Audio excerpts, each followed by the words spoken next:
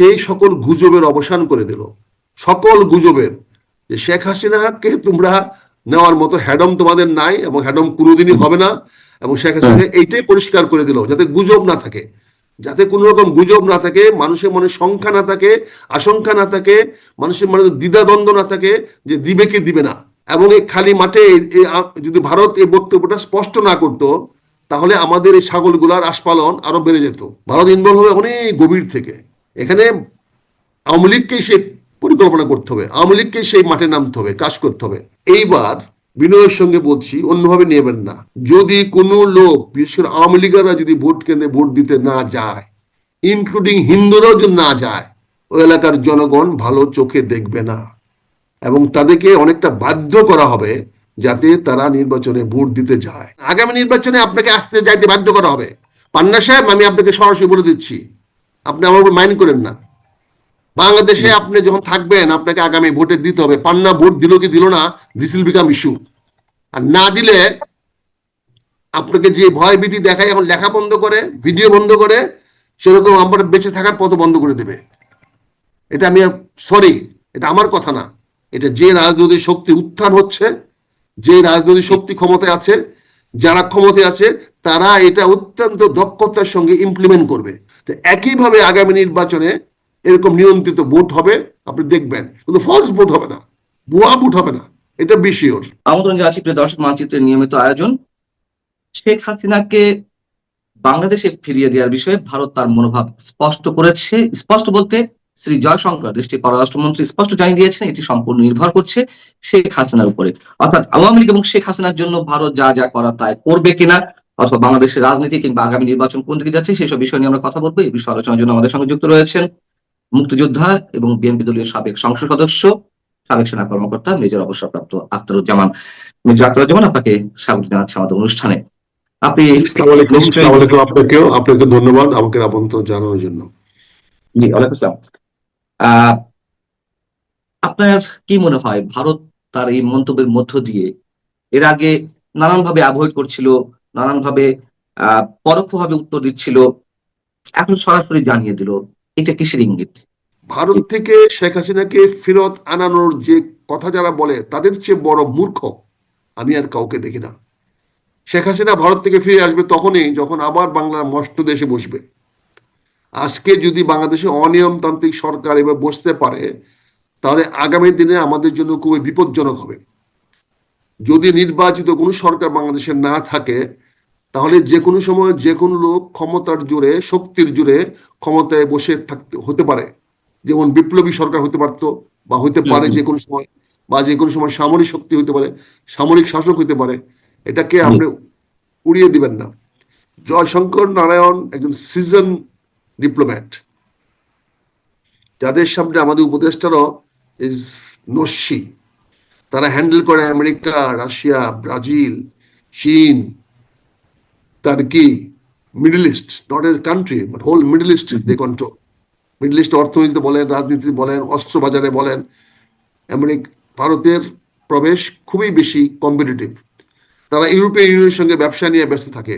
কাজে তাদের পররাষ্ট্র মন্ত্রীকে সারা বাংলাদেশ না, সারা এই আশপাশের দেশ, কয়েকটা দেশ না, সারা পৃথিবীর সঙ্গে তার যোগাযোগ রাখতে হয়, বুঝতে হয়, জানতে হয়।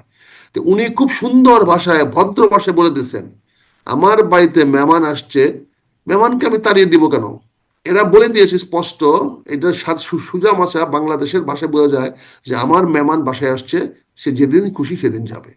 আপনার কিছু করার থাকলে করেন, হ্যাডম থাকলে করেন। এটা ইনডাইরেক্টলি ভারতীয় পররাষ্ট্রমন্ত্রী আমাদেরকে বুঝিয়ে দিল, এবং আমি গ্রেটফুল, আমি থ্যাঙ্কফুল যে ভারত এরকম একটা স্ট্যান্ড আওয়ামী লীগের পক্ষে নিয়েছে, এরকম একটা স্ট্যান্ড শেখ হাসিনার পক্ষে নিয়েছে। আর মুক্তিযুদ্ধ বিরোধী শক্তি বাংলাদেশে মাথা চারা দিয়ে উঠলে ভারতের সাহায্য সহযোগিতা বাংলাদেশে বেড়ে যাবে, এটা আমাদের পরিষ্কার বুঝতে হবে। আমি বুঝলাম না, একটু যদি ক্লিয়ার করতেন।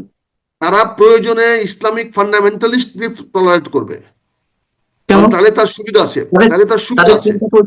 আচ্ছা, তাদের চিন্তা সেখানে না। তারা হিন্দুত্ববাদকে বড় করতে হলে একটা কাউন্টার মুসলিম ইসলামিকবাদ থাকতে হবে। বাংলাদেশে মায়া কান্না তাদের জন্য না।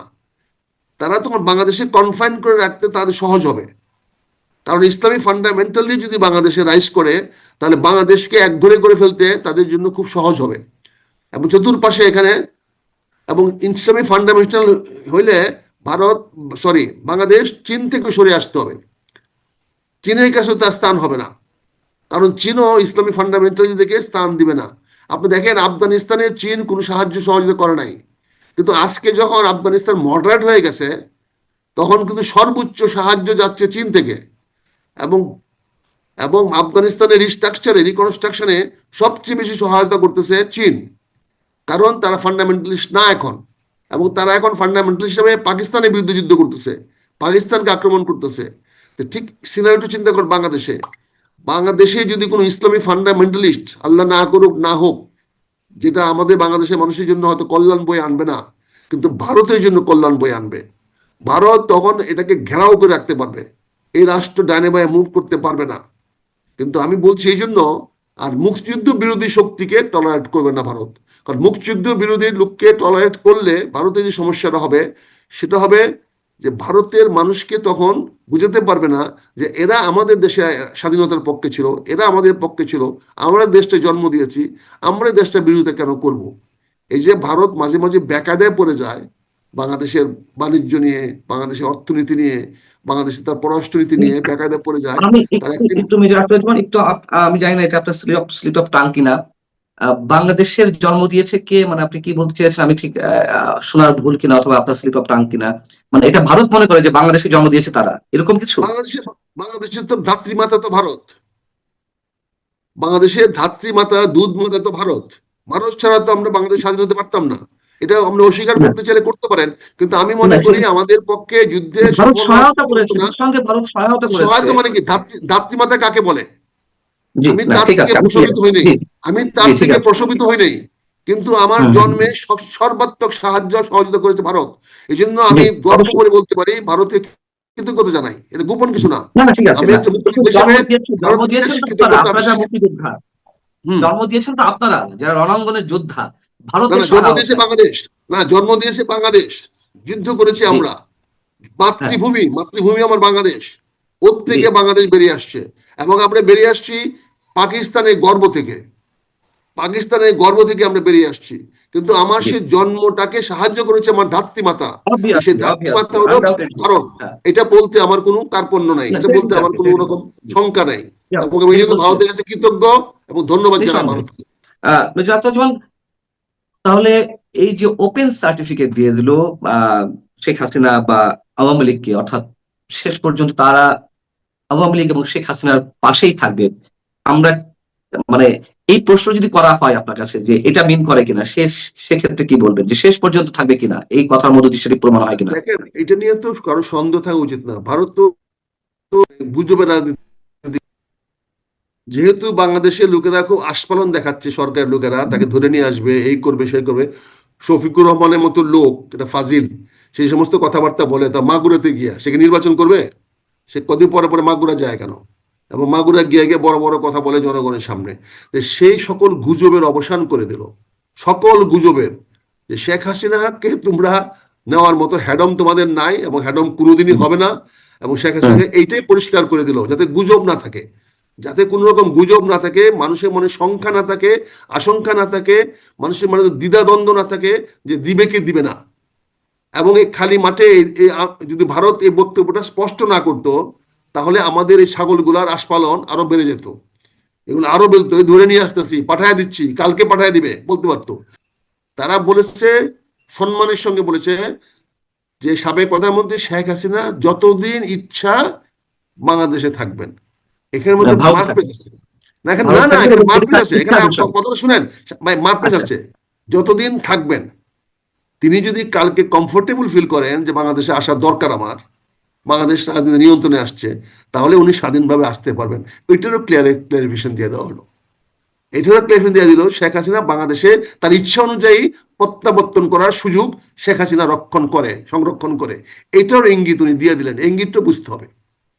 এই ইঙ্গিত কি মিন করে, মানে এই ইঙ্গিতটার মানে পূর্ণাঙ্গ রূপটা কি?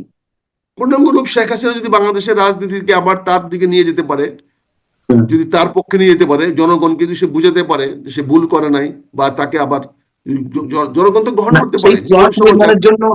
সেই প্লট নির্মাণের জন্য আওয়ামী লীগের জন্য বা শেখ হাসিনার জন্য পজিটিভ প্লট নির্মাণের জন্য ভারত কি আরো আনুষঙ্গিক যা যা করার সেগুলো করবে কিনা, মানে সেটা নিয়ে না না, করে কিনা? ভারত তো এখানে আনুষঙ্গিক কাজ করার দরকার নেই। ভারত কেন ইনভলভ হবে?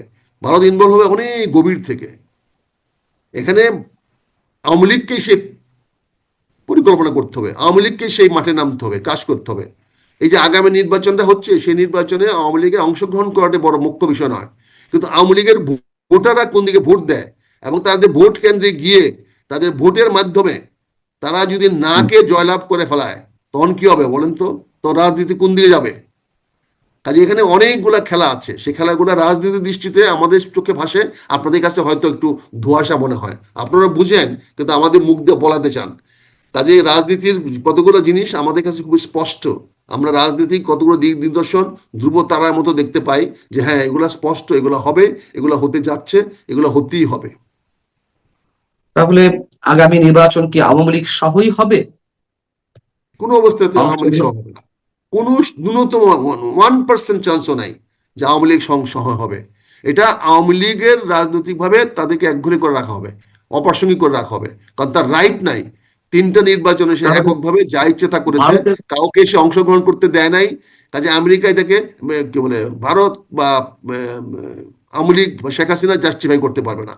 এটা ইনক্লুসিভ নির্বাচন মানে অর্থ এই না যে সকল রাজনৈতিক দল অংশগ্রহণ করতে হবে।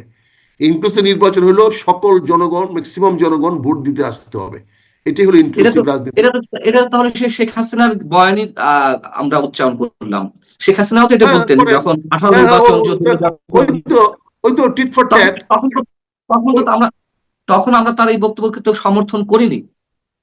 সমর্থন করি নাই কারণ ভোটার আসে নাই, সে না, 5% ভোটার ভোটার ভোটার টানতে পারে ভোটার নাই। আগে, যখন 2024-এর দলও ভোটের আগে যখন শেখ হাসিনা এই ব্যাখ্যাটি দিলেন ইনক্লুসিভ নির্বাচন বলতে কি বোঝায়, বিএনপি সহ নির্বাচন হবে কিনা, তিনি বলে কে ভাইয়া, আসলো না আসলো আমার দেখার ভাইয়া, বিষয় নেই, জনগণ ভাইয়া, আসলে কিনা সেটাই অংশগ্রহণমূলক। হ্যাঁ, তাহলে জনগণ উনি আনতে পারেন নাই তো। উনি কোনো একটা নির্বাচনে 14 সনে, 18 সনে, 24 সনে, 23 সনে নির্বাচনে, কোনো একটা নির্বাচনে এবার তো সে ঠিক আছে, আমি আপনার কথা মেনে নিচ্ছি যে জনগণ অবশ্যই ভোট দিতে তেমন অংশগ্রহণ যায়নি আনতে হয়তো। পারে না, জনগণের ইনক্লুসিভ। হ্যাঁ বলেন। আমি আমি এটা আপনার কথা অবশ্যই সমর্থন করছি একজন সাংবাদিক হিসেবে। আমি নিজে দেখেছি কত পার্সেন্ট ভোট পড়েছে। যদি জি, তাই তাহলে হয়, বলেন। তাহলে এবার কি ওই পরিমাণ আপনার এক্সপেকটেশন অনুযায়ী কি ভোটার আসবে? তার কারণ ওই সময় বিএনপি ছিল না। আমি একটু অ্যাড করি যেমন ওই সময় বিএনপি ছিল না, বিএনপির সমমনা অন্যান্য দল ছিল না, বাম জোটের অনেক দল ছিল না, অর্থাৎ ভোট পড়েছে 10% বা 15% আমাদের হিসাবে আর কি। তাহলে এবারও তো আওয়ামী লীগ থাকছে না, আওয়ামী জোটভুক্ত দলগুলো থাকছে না, সেই একতরফা নির্বাচন হচ্ছে। তাহলে আপনি ভোটার আশা করছেন কিভাবে, উল্লেখযোগ্য সংখ্যক ভোটার? আমাকে 2 মিনিট সময় দেন, আমি এক নাগারে বলি অবশ্যই কথা। আপনার কথা শোনার জন্য তো বসছি। এখানে আওয়ামী লীগ বা বাম জোট কারা আসলো না আসলো দল কোনো বিষয় না। হুম, এখানে জনগণের অংশগ্রহণ করাটা হলো মূল।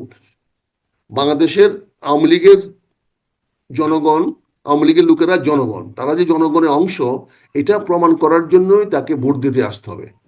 তারা যে ভারতের জনগণ না, তারা যে বাংলাদেশের জনগণ। বিএনপি নির্বাচন বয়কট করে জনগণকে নির্বাচনে যেতে না দিতে পেরেছে। এইবার বিনয়ের সঙ্গে বলছি, অন্যভাবে নেবেন না।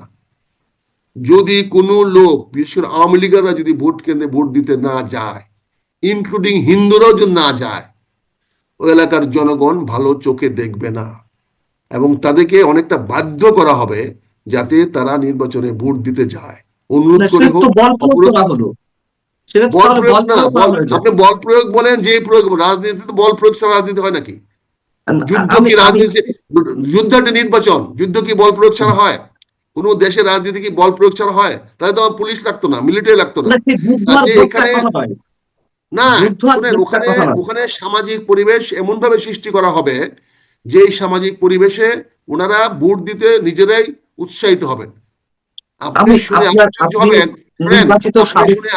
শুনে আশ্চর্য হবেন যে আমাদের ইটনা অস্ট্রগ্রাম মিঠামইন সিটে যেখানে ফজলুর রহমানকে নমিনেশন দেওয়া হয়েছে, সেখানে জামাত একজন হিন্দু প্রার্থী খুঁজতেছে নমিনেশন দেওয়ার জন্য। হুম, কথা এটা বুঝতে হতেই পারে পারছেন? না। তাদের না, রাজনীতি ঠিক কোথায় আছে, গিয়েছে? রাজনীতি কৌশল থাকতে যখনই পারে। হিন্দু যখনই হিন্দু প্রার্থী দাঁড়াবে, তখন সকল হিন্দুরা, এটা তাদের ফরজে আইন হয়ে যাবে তাদের জন্য তাকে ভোট দেওয়া। এই সে ঠিক ধরনের আছে, কিন্তু সামাজিক রাজনীতি পরিবেশ, কৌশল।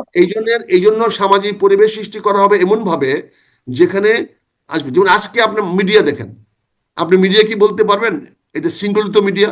বলার সাহস আপনার নাই। কিন্তু এটা পুরা শৃঙ্খলিত, পুরা নিয়ন্ত্রিত, পুরা অবশ্যই কেন বলার সাহস থাকবে করে। না?